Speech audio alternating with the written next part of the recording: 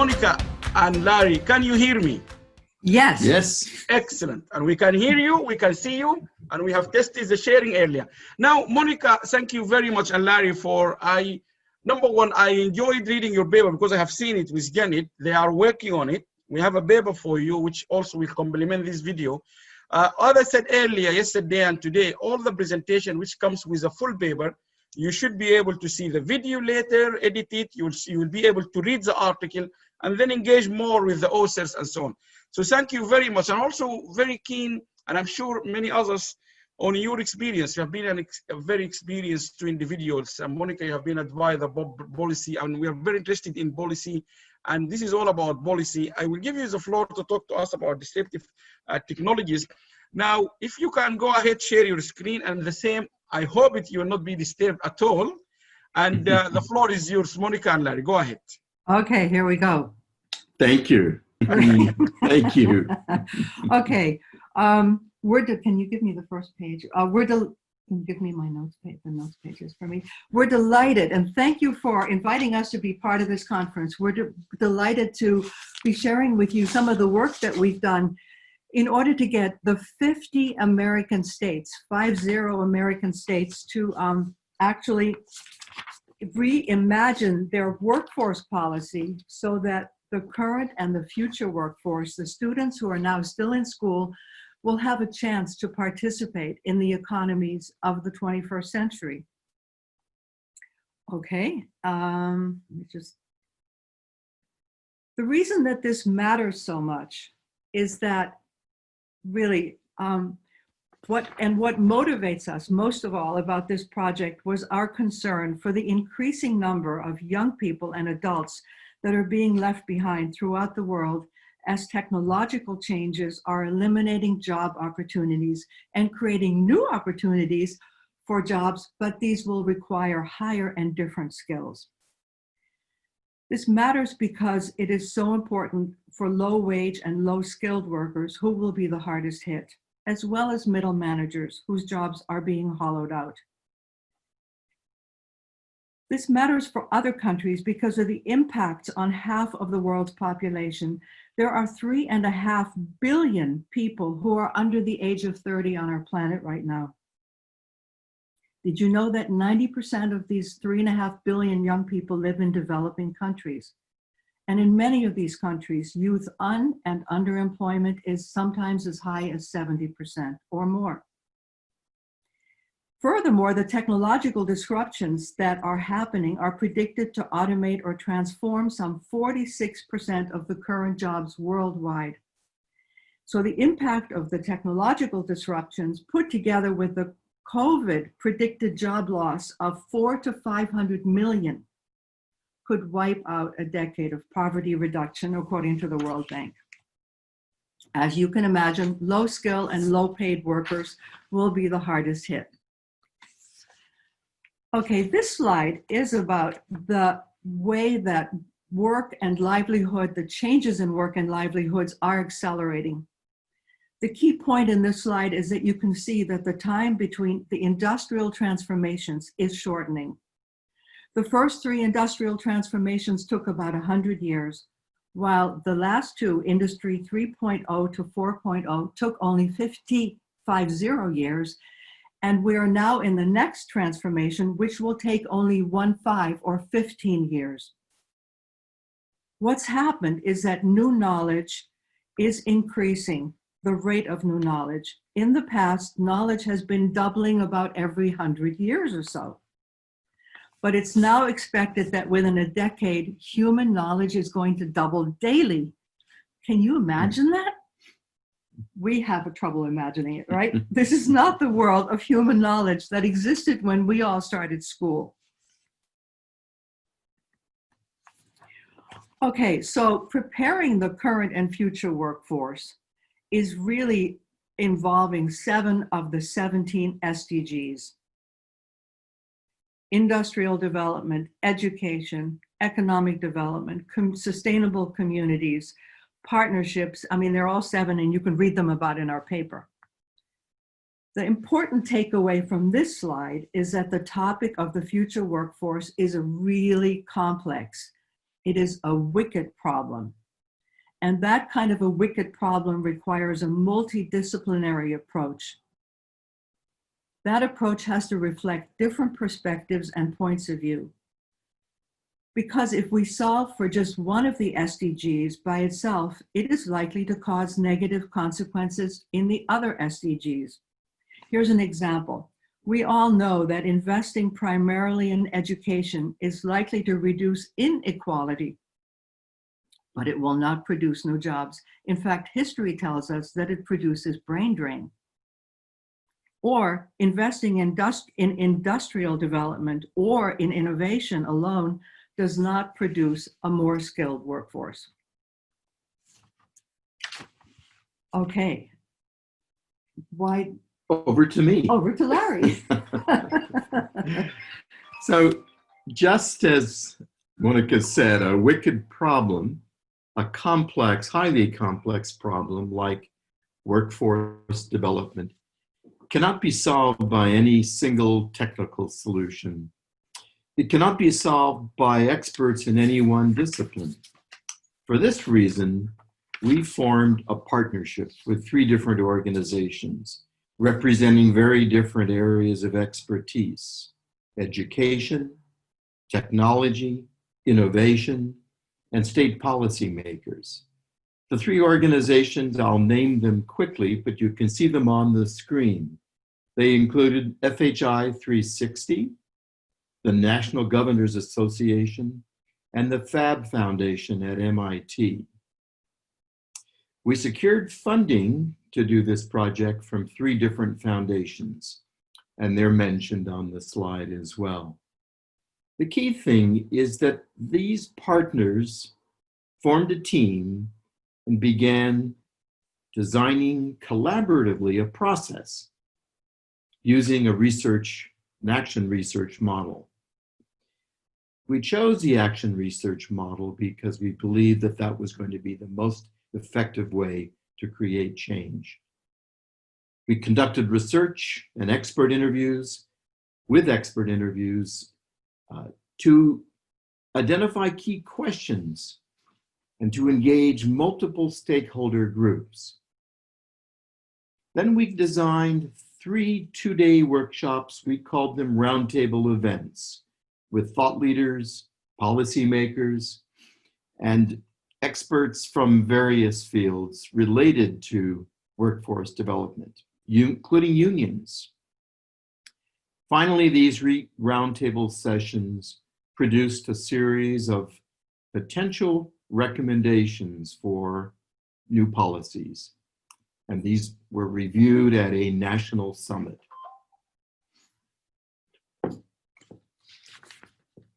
Our theory of change.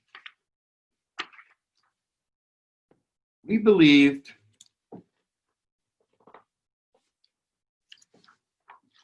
that by bringing together not only different disciplines,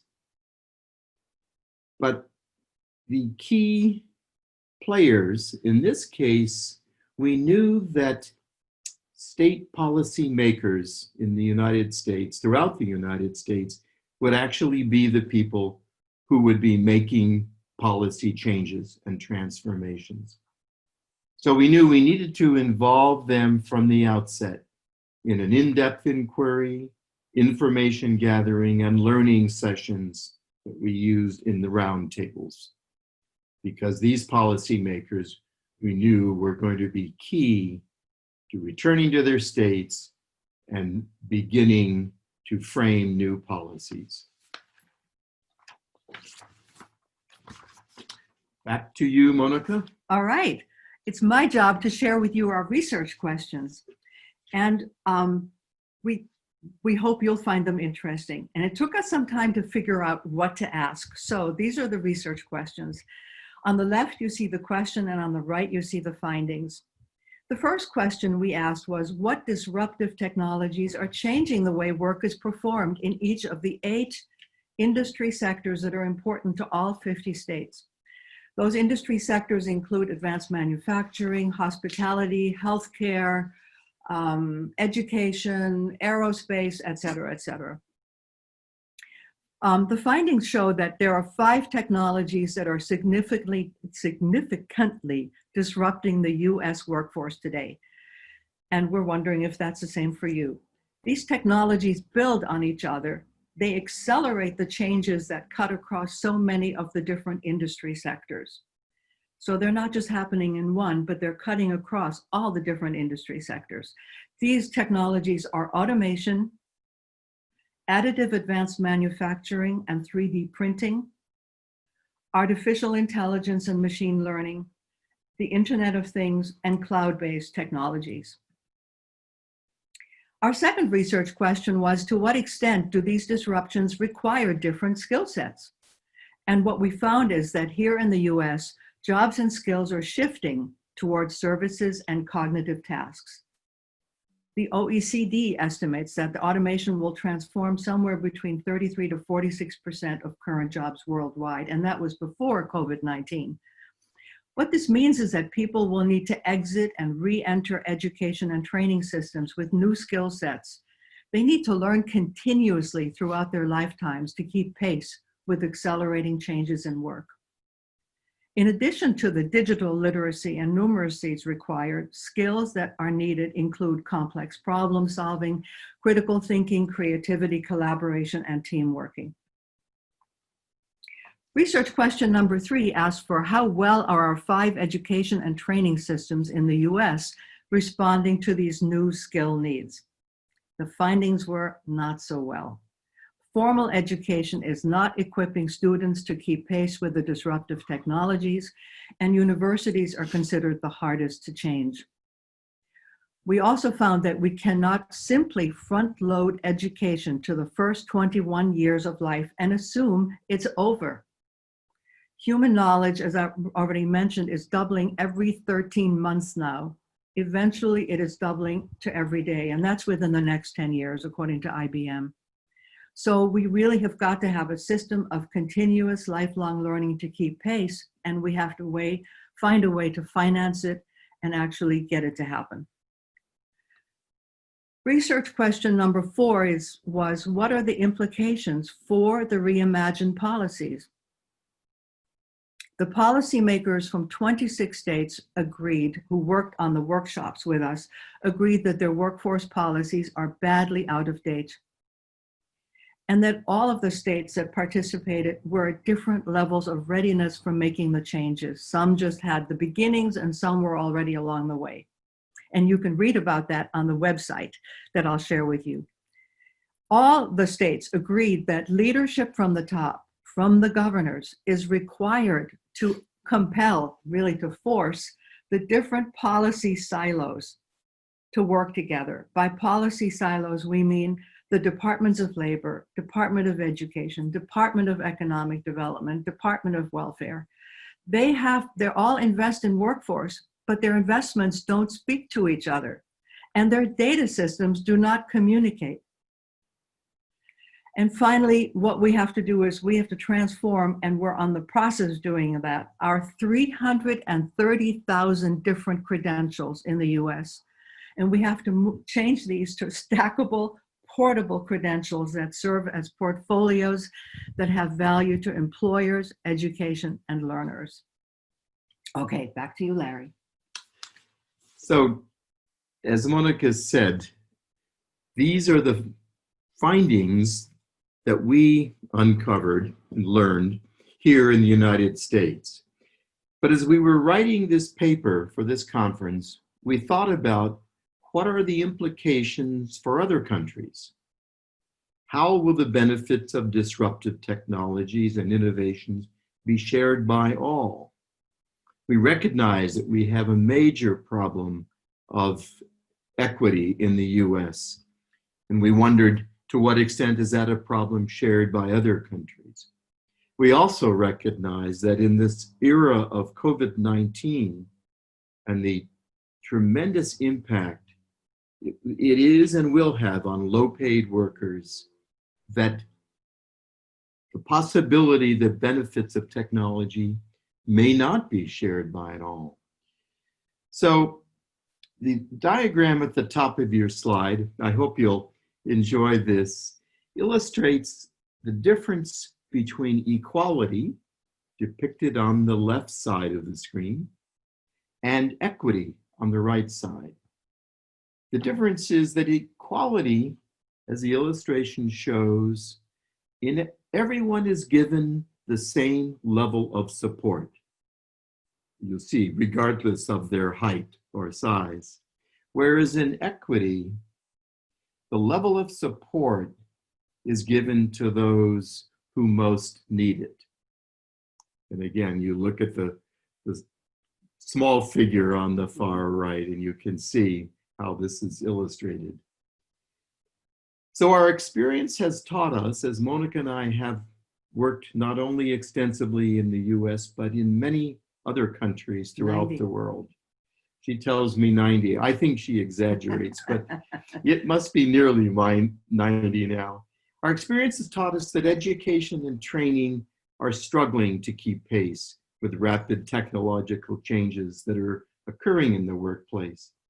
And our interviews with employers in the US confirm this.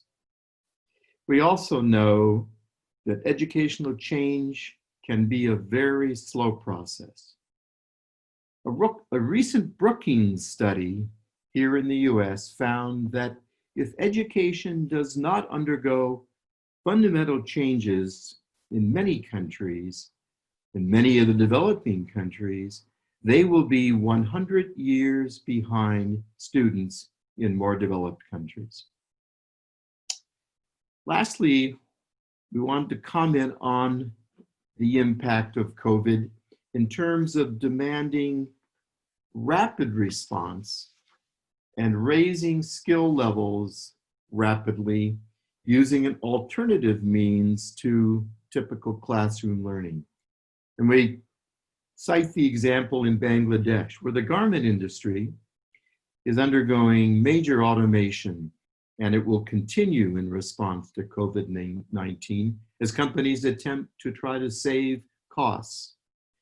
They're using virtual reality and other tools, gaming tools, to bypass traditional classroom learning. Finally, we've observed and learned in this project that in the US and quite possibly many other countries that we've worked in, the different ministries that invest in workforce development operate in disconnected silos. Typically, they do not plan and coordinate together to leverage their investments.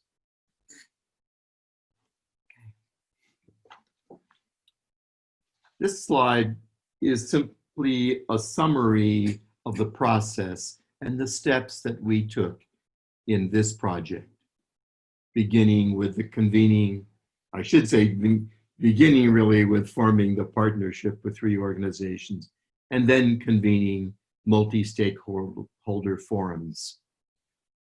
We believe that this process, I'm not going to read all of the lines here to you, but our belief is that a process similar to this model could be useful in other countries, even though the circumstances and context are different.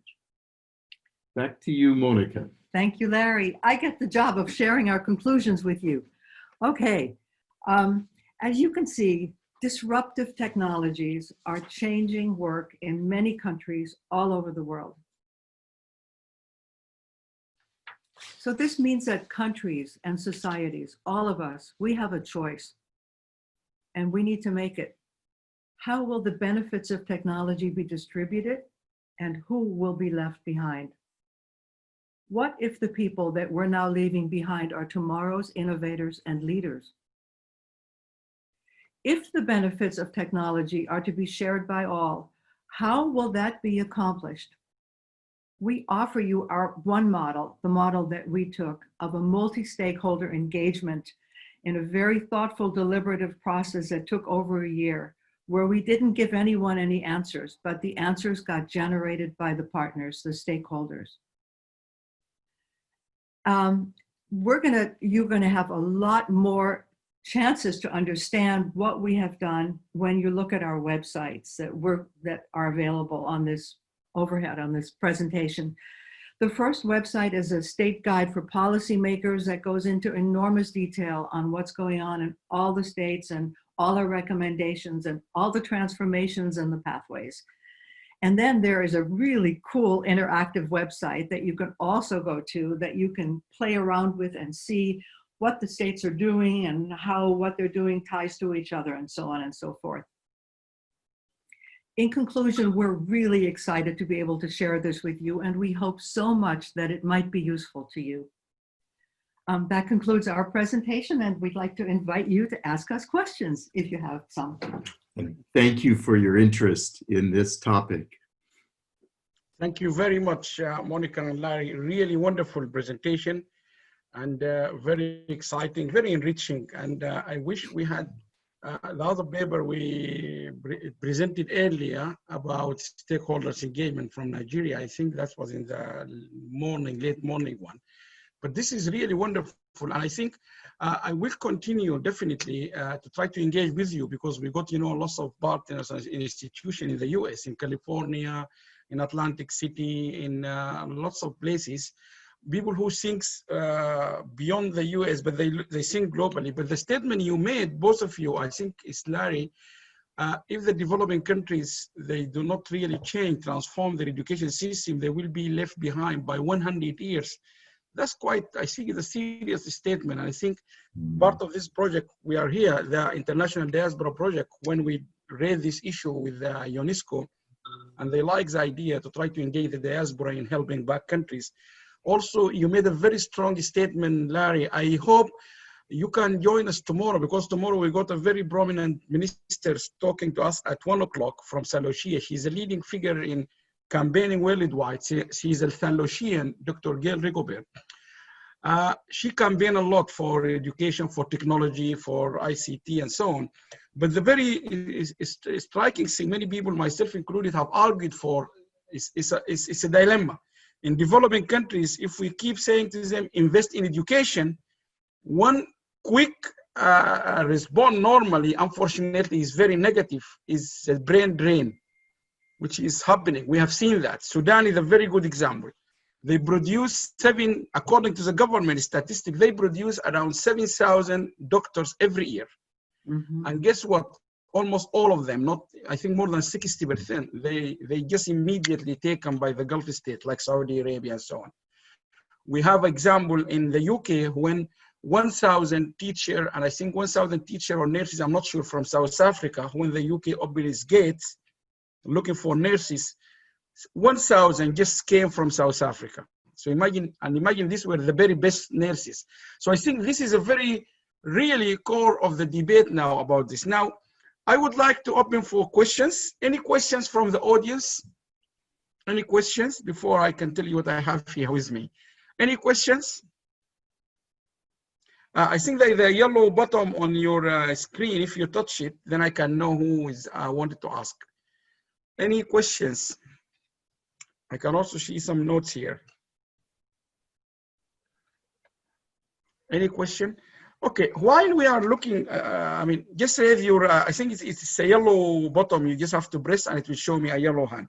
Now, Monika and Larry, in 2016, I can send you full detail about this. The World Bank invited, I can't remember how many people we are, invited around 20 or 26 people from the Mediterranean. Because the World Bank Mediterranean office is actually located in Marseille, in France, which is very interesting. The Mediterranean office is in France. So we went there, and I remember there was two ministers. I remember them, one from the Minister of ICT from Lebanon, one from Palestinian, and so on. So the World Bank, at that meeting, they were very interested to ask the question you both asked now to the 50 US states about why they said youth or young generations in the entire Middle East are not benefiting from the digital transformation, if you like, enablers.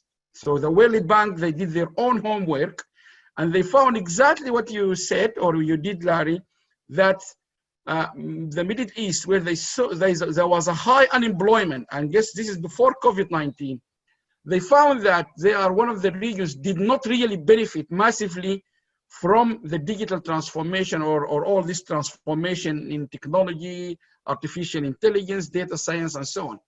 The things now happening in Nigeria, which Afiko talked about them, yes, Nigeria is now growing very fast. And I think I may be wrong, correct me if I'm wrong, someday. In one of the recent report I read from the World Bank, I think, or the UN, Nigeria is now the second country in film production after India. Nigerians now are producing massive small films or videos, which is now contributing massively to their GDP. So what you're both saying there in the US, we have read about it, and we got an expert from Nigeria who can tell us, but we have seen that already, evidenced by report. So my question to the three of you, my question to the three of you is the following. What can we do to convince more policymakers, governments, to invest more on education, but at the same time, to keep those experts in the country avoiding brain drain? Tomorrow, if you watch, you will see lots of people, diaspora, have made it quite big in the US, in the Middle East, and so on. But how can you keep these people? How can at the same time we convince countries in developing countries to invest in education, but at the same time, how can we advise them to avoid this brain drain? Because we cannot just continue producing more good engineers, and those good engineers, they leave the country when they graduated. Good doctors, and they leave the country. So I want you both to come in. So you can start, Monika and Larry, and then we go to Afiko. Well, I think any kind of supply-based strategy is going to fail. Okay. And by supply, I mean looking at starting from the education end. A strategy that just puts more supply into the system when there is not enough demand has to result in brain drain, right? So, yes. So it goes to the issue that we were talking about, you know, in so many countries where we've been, in Egypt, in a STEM school in Cairo, we saw in a Fab lab in the STEM school, a team of young girls who were 16 years old. You know what they invented? They invented a smart cane for blind people. You know, that cane with a white tip on the bottom. If you're blind, you have, well, they put geospatial technology, GPS technology into the cane so that the blind person can know where are they going, where the obstacles are. And that cane is a brilliant breakthrough. 90% of young people with that kind of education are unemployed in Egypt. The cane is sitting in a closet. No one thought that it might become a business that could be sold all over the world. Why? Because it's in the Ministry of Education. And the Ministry of Education does not talk to the Ministry of Economic Development, who does not talk to the Ministry of Planning, who does not talk to the Ministry of ICT. That's the problem we were facing in the US, wasn't it? Yes, the silos are a huge stumbling block because each silo believes they're doing their very best part to try to address, say, the problems like either brain drain or future workforce development. But the problem is so complex that it really requires the collaboration of ministries, departments that have not had a history of sitting down and working together to figure out how to leverage their investments to reduce brain drain, to maximize the, if you will, the extent of digital literacy in all students, primary and post-secondary. Now, Monika, maybe I'll give you the last chance to conclude. Are you interested? I mean, it's very interesting. 50 states of the US, I think, is quite a big, in my opinion, a big survey, because if you look California alone, according to World Bank reports, the GDP of California is bigger than the entire African continent. So from that sense, you talk about a very big, large economy, because when I teach my students, I say to them, when we make reference to the US is like the entire European Union put together. So from that side, I think the survey you have done is quite big, it's substantial. Now, are you looking, I'm sure many people will go and read the blogs, they will look into your website. Are you looking to expand this outside the US to get more people to join you, to collaborate with you on these research projects? What you would like to put on this film or in this video, which will go to people after we finish? Of course, people will read your article, everything, but also if I give you the opportunity to make benefit of this video, what is the message you want about your work? Are you looking for more people, collaborators, policymakers, funders? I'm giving you that opportunity because in the final video, you will have it also in your video. Thank you. We think really honestly, we think this is, I hope I'm not exaggerating. I think the future of humanity is at stake. I think the way our income inequality is getting wider and wider and wider, and more people are being left behind. And unless we do something that's different from that's drastically much different from what we've done in the past, we will not stop this. And really, do we want a world where most people, all that talent, as Sunday's talked about, is left behind because they didn't? Do we want a world like that? I don't. I want to leave a world that, and we've got to move fast because climate change, if we think COVID is a problem, climate change is going to be 10 times as bad. And it's already affecting so many parts of the world. So we have got to find new ways to change, to transform. And that's why we think that the idea of bringing the stakeholders together, and that these are deeply social problems and the societies have to solve them together. And so we can't give you our solution. Everybody has to develop their own, but we can offer a process for getting there. Harry? Mm-hmm. Yes, we asked ourselves, I think, as I mentioned, Professor Alam, is our experience in this particular project, does it have any relevance to other countries in Europe, in Africa, in Southeast Asia, countries that we've worked, both of us, extensively in? And we believe the answer is yes. That is the model itself, the process of bringing together the key stakeholders and the leaders. Yes, it's complicated because many of these individuals and organizations do not have a history of working together. So we don't want to convey that it's an easy thing to undergo this kind of an approach. But as Monika said, we think and we would welcome the opportunity to share the experience, what we learned with other countries. And if our experience can be useful to other countries, we would absolutely welcome the opportunity to partner with and to join forces. I think it is a global issue. You raised the question about the Brookings study. I did too. In fact, I actually wasn't wanting to include it. It is a citation. They did the study, but I'm not happy with that figure.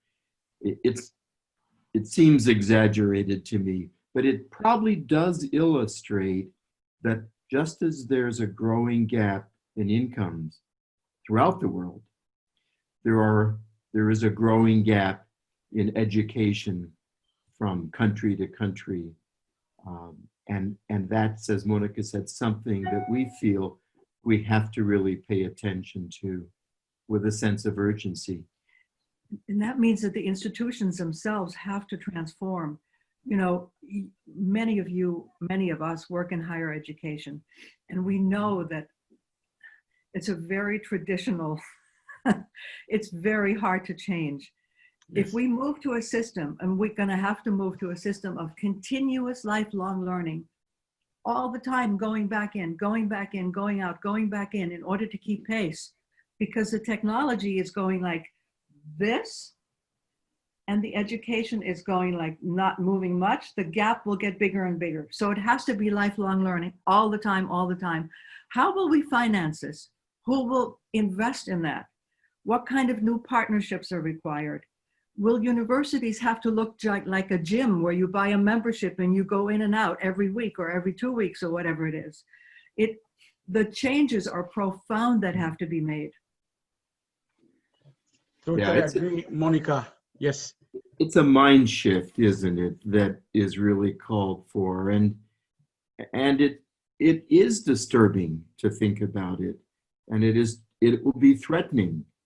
I cringe when, in fact, I would have wished that Monika didn't use the analogy of the university as a gym, because it seems to greatly diminish. As a former academic, I think, well, wait a minute, you know. But the point is a profound point, and that is we expect students, when they complete, whether it's high school or university, to have all the tools and skills they're going to need to continue to be a lifelong learner. And we know enough now to realize that that's not often the case.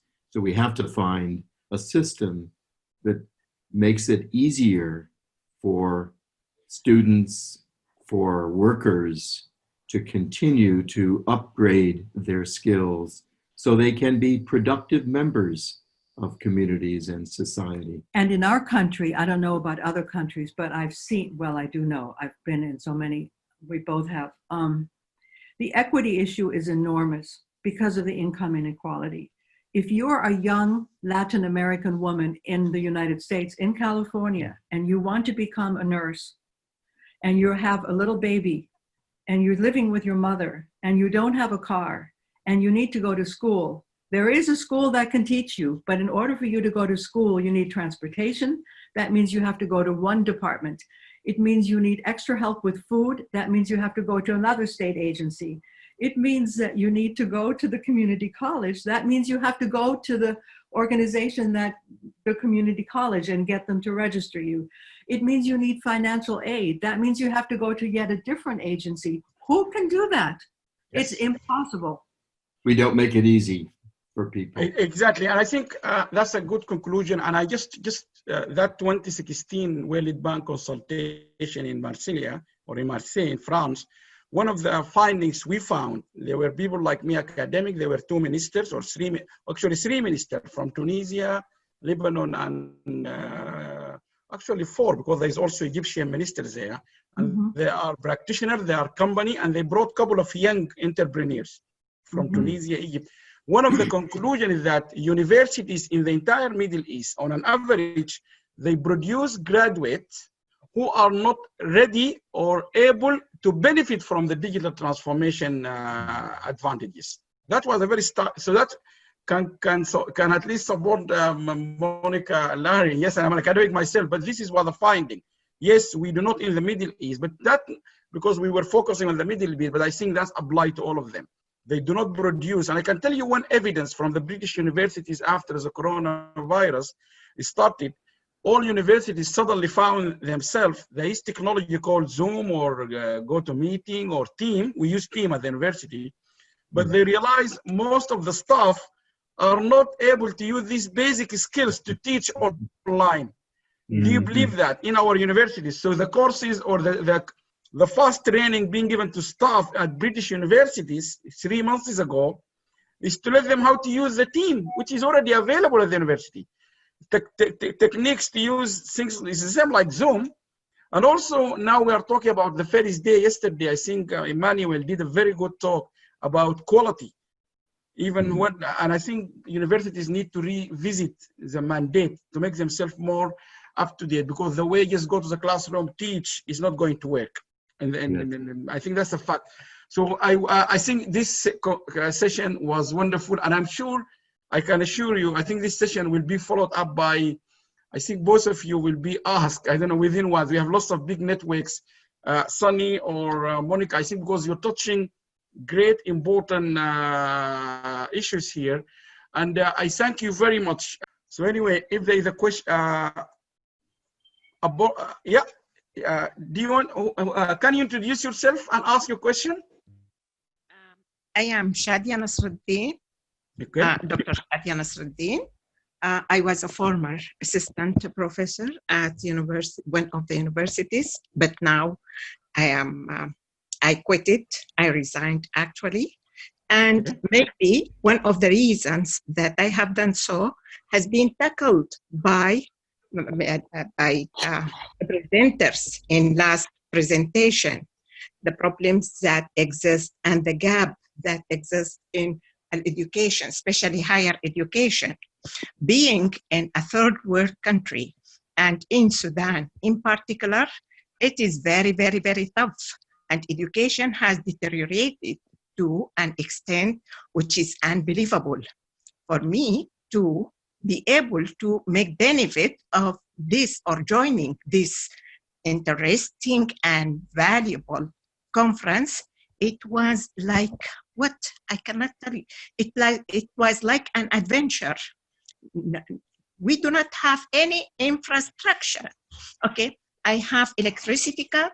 We still have the curfew, and we still have so many things that are happening here. So I needed today to move because there are certain obligations that people need to do. Okay, so I wonder, how could academicians perform their work, okay, in a proper way and in a genuine, okay, and with ethics, etc., etc., etc., with those present situations. The inequity gap, as you have already said, has been widened to an extent unbelievable extent. Okay, what can be done? The situations are not the same, neither in African countries nor in Asian or any other countries. Each country has its own specifications. Okay, so I wonder, okay, about the technology itself. Okay, about the technology itself, as we have seen now, what can be done actually to make the people benefiting from it in education in particular, and to convince the policy makers to do so? This is one. Another thing, how can we make people, academicians, for example, to catch up and go? Actually, we should thank the coronavirus for COVID-19 for giving people such an opportunity. But this will be a leap from the traditional way to a new way, okay? And I am not a young person. I am over 60, okay? But still, I think that people should try to find more practical solution. And these practical solutions should not come in isolation from an economic. Yes, economic is very important. Believe me, in Sudan here, most of the universities, we have a huge number of universities, but unfortunately, the private ones depend completely, or that's what they claim, that they depend completely in running and finance of the universities from students' recruitment. With COVID-19, how this problem is going to be overcome?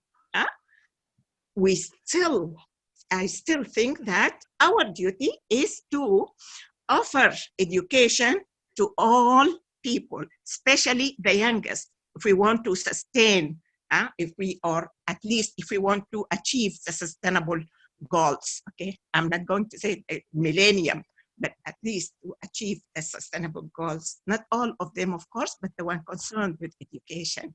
But I found your presentation really, really very interesting and very informative and very valuable. And so many points has to be reconsidered. Thank you again. Thank you very much, Dr. Shadia. And just to confirm or to reiterate what you have just said, the fact we are having this spare time now, which we have more of this two speakers, real normal is 15 minutes, because the third speaker, Professor Nasser from Libya, he couldn't make his presentation because of electricity cut. He couldn't get any electricity to either charge his laptop or to go live with us. So he sent the presentation, he sent the paper. He's been trying from yesterday. This is a professor who is a head of graduate studies at one of the universities. So he's quite senior. He's also the director of the agriculture bank or something in Libya. From yesterday, we shifted his paper from the afternoon yesterday because there is no electricity for him to even talk to us. Then we moved it to the morning. He tried in the morning. His electricity is being cut off all day. So he apologized and he said, so you are absolutely right, Dr. Shadia. And the other thing is also, this is happening in many countries. You get Nigeria, sorry, Libya, you got Sudan, you got Nigeria. The other day also we had problems. So this is equity we are talking about. But just go back to maybe if you can offer, I don't know if Larry or Monika, you can offer any answer to what she said. What can we do to make education equitable? People have, because you're talking about people in developing countries to minimize this 100 years gap by catching up with this disruptive technology, artificial intelligence, smart data science. How can we minimize that gap if now we talk about countries like the example this lady just gave? She's an academic, she said. I think I think your calculation may be wrong even, Larry, with all due respect. It's not 100, maybe more than 100 years. Because you're talking about people they cannot even teach. Really struggle. We have a presentation this morning, they struggle. We had presentation council. And I think this COVID gave us the opportunity to really confirm what we have argued for many years. People in the developing countries, they can't access this basic technology which we're having for granted here. So I will let you comment quickly if you want, Larry, and maybe I'll just have a final word from Sonny. Larry or Monika, any one of you. First I want to acknowledge Shadia, because I think when you said that COVID-19 with great human cost, but nevertheless, it has revealed very clearly many gaps in our social net, certainly here in the US, and gaps in our education, particularly higher education. And Professor Alam's example of the faculty in the UK, we had the same experience here where when public schools were closed, K through 12, and courses were now to be delivered online, the great majority, 80 to 90% of teachers were unprepared, and they still are in large measure. And what happened is that students, while they were getting online instruction, they turned off and decided that it wasn't worth their time. So it's brought very, very vividly to the front that our education system has not kept up in general. And I think it's forcing alternatives. And I think that's probably where the greatest hope will be. And just as in Nigeria, it was the private sector that has fueled the film industry, I think in education and learning, the private sector will step in to fill the gap that our public institutions, K through 12 and universities, are not filling currently, because they're tied to old methods of teaching and curricula that in many cases is outdated. Okay. I think yes, go on. Quickly.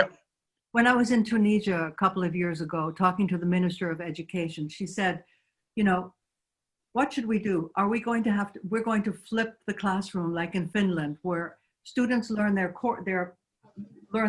basic back stuff online in the morning, and in the afternoon they work on projects that are really challenging in teams, solving things that are unknown, coming up with solutions. the profound changes that have to be made in how we teach and how we deliver education and learning have to be developed. They have to be developed by the society, by the social. The government has to work hand in hand with the industry, with the different stakeholders, with the educators. We cannot make the change from one SDG. We have to pull them together. Exactly. One approach from one side is not going to work. We have to pull them together. This is not an easy answer, but it's the only answer that I think can work in the Sudan or anywhere else. Somehow it boils down to leadership at some level. Excellent. Thank you very much, Monika. Thank you very much, Monika. Aring. Thank you very much, Dr. Larry. Thank you very much. Wonderful afternoon session. And I'm sure after it's been edited, it will make a very good listen. And I can assure you both, this is something really going in the high level of discussion now. Everyone is talking about it. Emmanuel talked about yesterday. If you could all join me in thanking them, maybe in the usual way as we said this before. Bye.